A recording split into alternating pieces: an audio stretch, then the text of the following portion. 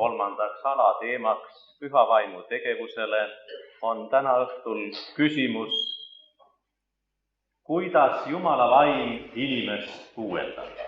See on praktiline küsimus, aga sellele saame vastuse siiski pühakirja teoreetilistest selgitustest.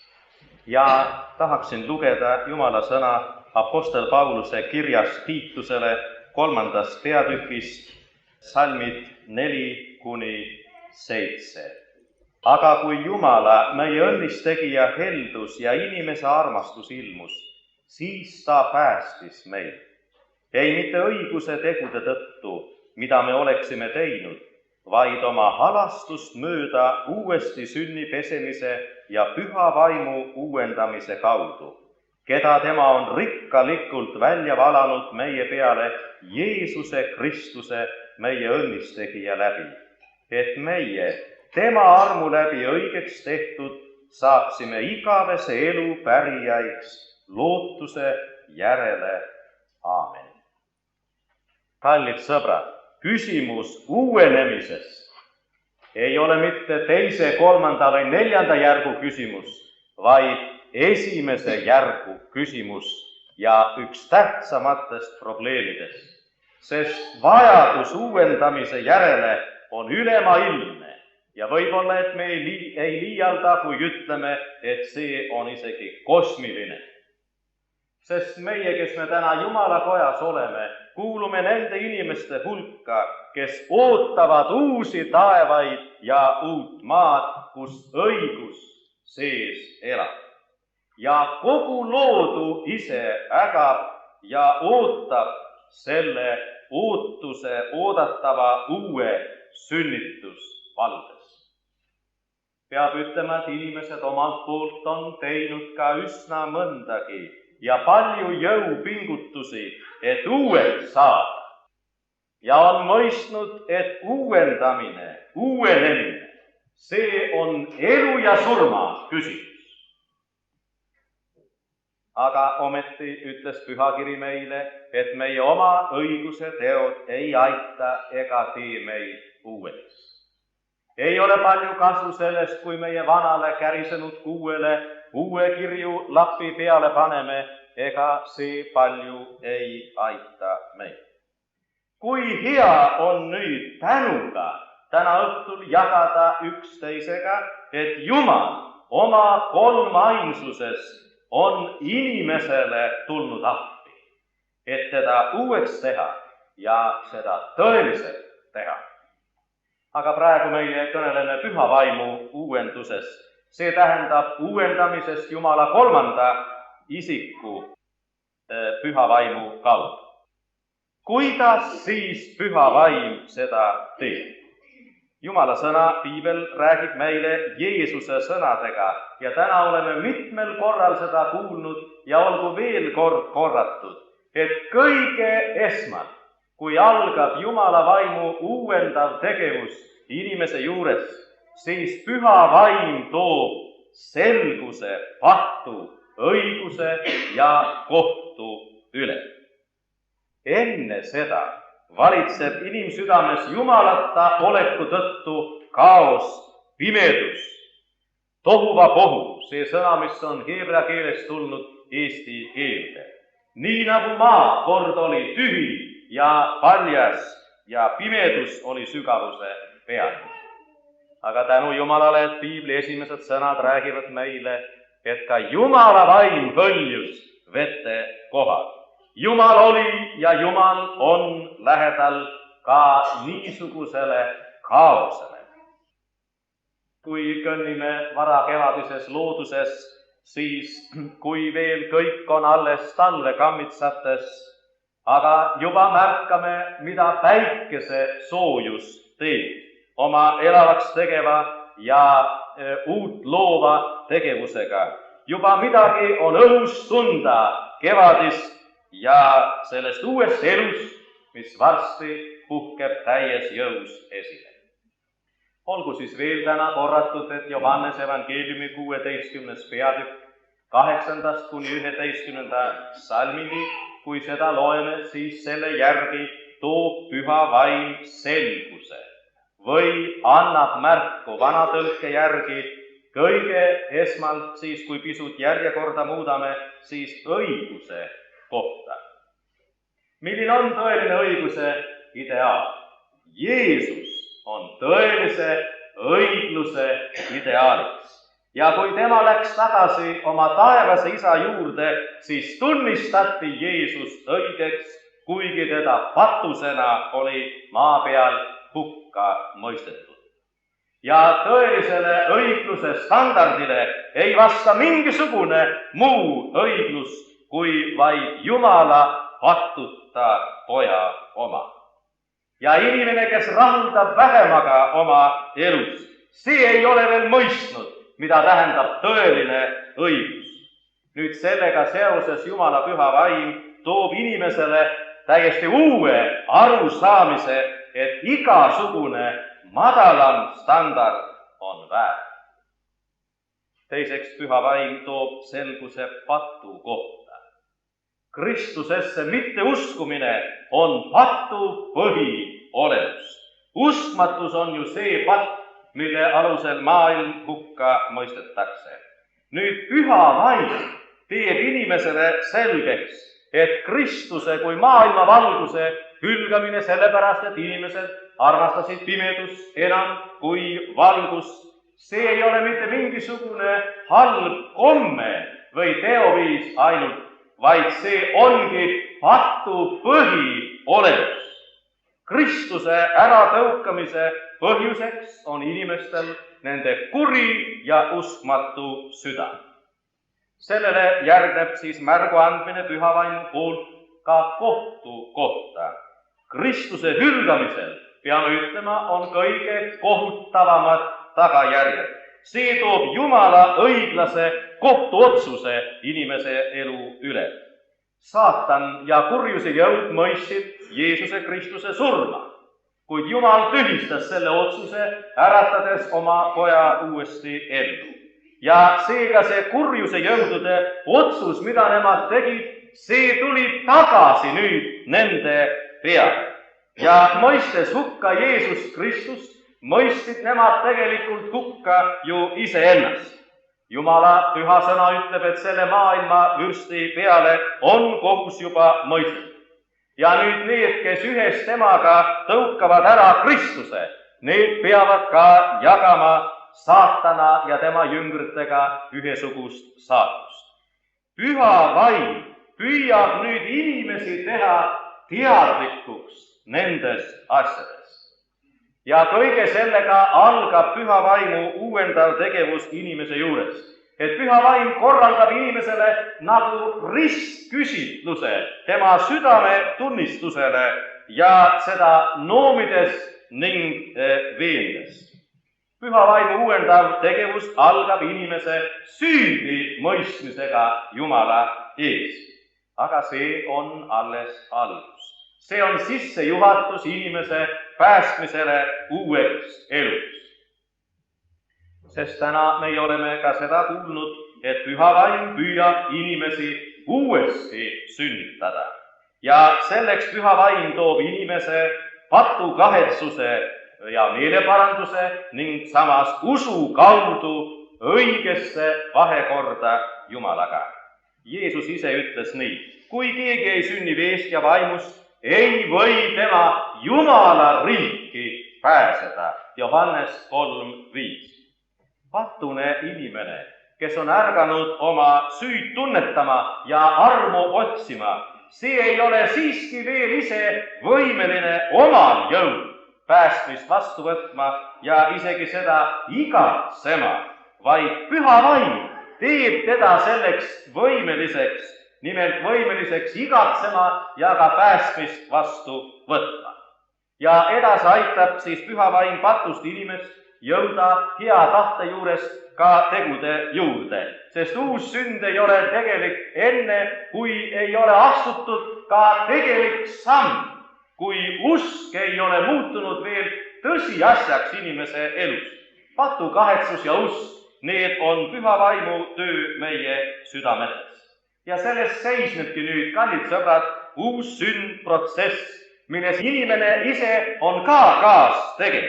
Aga nüüd see inimese kaastegevus on jällegi püha vaimu töö meie juures.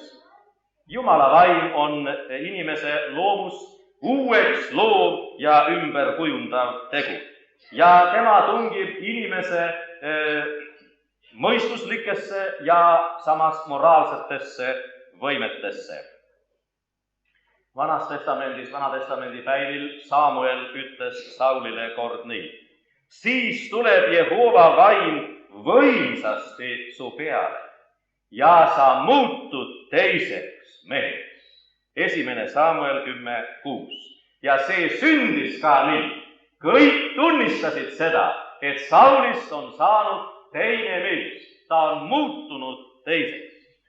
Kui meie tuleme Pauluse sõnade juurde, mida tema Tiitusele kirjutas, siis ka Tiituse juures oli toimunud niisugune suur muudatus, mida Jumala sõna nimetab uuesti sünniks, vaimu kaudu.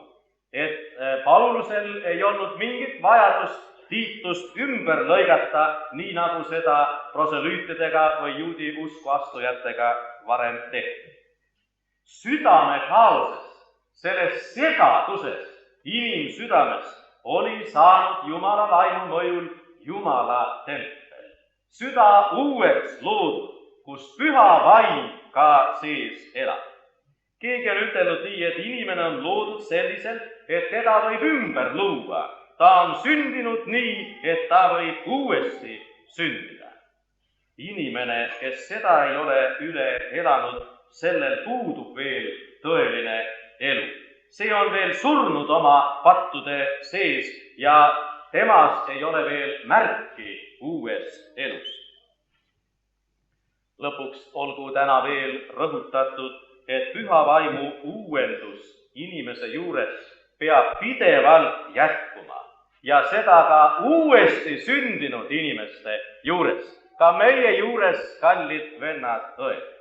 Vastasel korral, kui seda ei sünni, siis saavad meist ruttu vananenud inimesed ja leiab aset vananemine, kõdunemine ja surm meie seesmisele inimesele.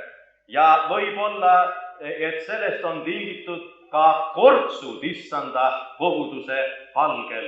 Kui ei toimu seesmist uuenemist, siis on vananemine, kortsud ja võib edasi areneda ka surmaprotsess. Püha vaimu uuenduse kaudu meie päästmist ja uut elu ju tegelikult säilitatakse ja seda arendatakse edasi. Meie hakkame kasvama õigluses. Jumaliku elu arendamine meis on ju püha vaimu töö. Meie juba mainisime, et selline uuendus püha vaimu kaudu meie usuelule peab olema pidev.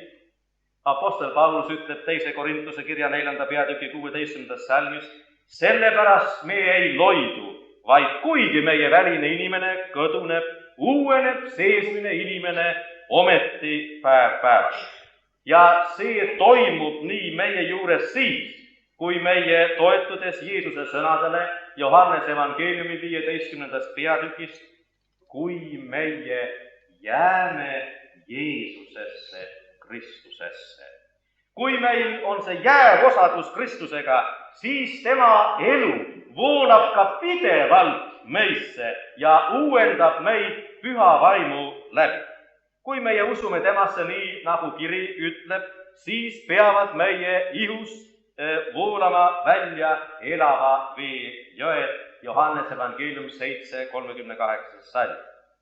Kuid kallid sõbrad, selleks, et need elava vee jõed saaksid välja voolata, peavad nad enne meisse sisse voolama. Sest mida meie saaksime välja anda, kui midagi meisse sisse ei voola? Ja Jeesus ütles seda vaimu kohta, kelle saavad need, kes temasse, see tähendab Kristusesse, usuvad. Vaim uuendab meid seesmiselt selle kaudu, et aitab meid pidevalt Jeesus Kristust omandada, temaga oma elu täita, teda omaks võtta. Juhtub ju meie elus nii, et tihti väsime ja vahel oleme maha käinud nii nagu vana vedu. Aga siis jälle meie avastame selle uuenemise võimaluse Kristuses, Jumala püha vaimu läbi. Ja niisugune uuenemine peaks toimuma meie juures igal päeval. Nii pidevalt uuenedes meie siis ka muutume enam ja enam Jeesuse Kristuse sarnaseks. Taavet, kes oli kuningas Saulile lähedal, teadis seda, mida nimelt tähendab, kui Jumala vaim lahkub ära inimese juurest. Ta oli seda näinud, milline oli Saul siis, kui Jumala vaim teda võimsasti täitis. Aga tema nägi ka seda, kui kurb pilt jäi Saulist siis, kui Jumala vaim oli ära läinud. Kuidas Saul seesmiselt hääbus ja võiks ütelda otse kui elaval kõdus. Ja sellepärast, kui Taaveti elus toimus raske patt ja eksimus, siis Taavet palus ka Jumalat nii: ära võta minult oma püha vaimu ära. Laul 51, 13. salm. Sest Jumala vaim annab ka selle uue alguse võimaluse ja andis ka Taavetile, tema süda sai uuesti uueks, nii meie võiksime ütelda. Nimelt siis meisse ei tohiks, vennad, õed, kunagi tekkida lünki Kristusesse jäämises, kuna siis ei saa meid püha vaimu pidevalt uuendada, kui meie elus on lüngad sees. Aga iga niisugune lünk, see annab tegevusvabaduse mitte vaimule, vaid surmale ja meie hakkame seesmiselt vananema. Nüüd peale selle pideva uuendamise rõhutab Paulus Tiitusele püha vaimu rikkalikku väljavalamist usklike peal. See on siis Jumala jõuga varustamine, vaimuga täitmine, vaimuga võidmine.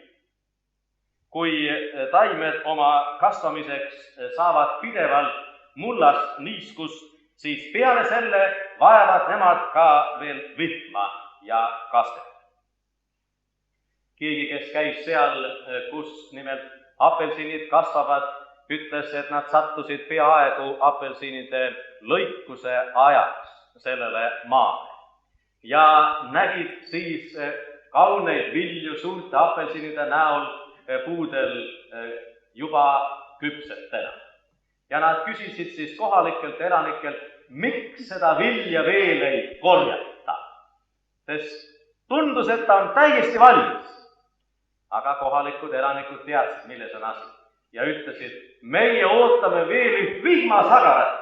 Ja kui see vihmasagar tuleb, siis alles apelsinid omandavad selle mahlasuse, mis neil peab olema. Vaadake, niisugune õnnistus on nüüd vaimuga täitmise õnnistus. See uuendab maa näo. Laul 104, 30. salm. Nii nagu kõik muutub roheliseks peale kosutavat ja värskendavat vihma. Niisuguse vaimuga täitmisega kaasnevad täitmine rõõmuga, usuga, tarkusega ja nii edasi. Keegi on ütelnud, et ilmselt see märgib ka üksikisiku võimete tõstmist tundmatu kõrguseni, mille puhul isik on nii nagu viimse võimaluseni laetud Jumala läheduse ja jumaliku võimelisusega. Ja see teeb siis just eriti võimekaks ja mõjukaks ka Kristuse tunnistamise. Apostlitest on sageli üteldud, et nemad said täis püha vaim.